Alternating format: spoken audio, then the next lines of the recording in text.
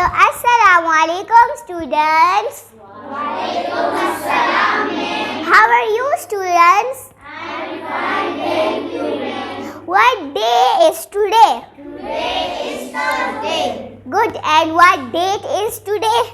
Today is 19 April 2023. Good, and today I am going to teach you this. Nan badata suta this teach comma. This is used to point out a singular person, place or thing which is near to the speaker.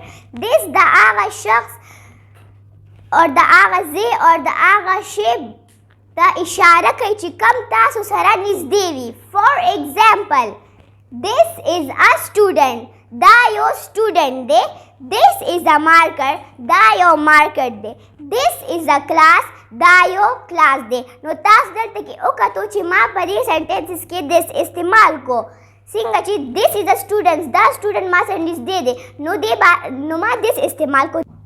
This is a marker, the marker ma sentence de no se kama dela this istemal ko. This is a class, da yo class de or the class ma sentence de no se kama de class la par this istemal ko.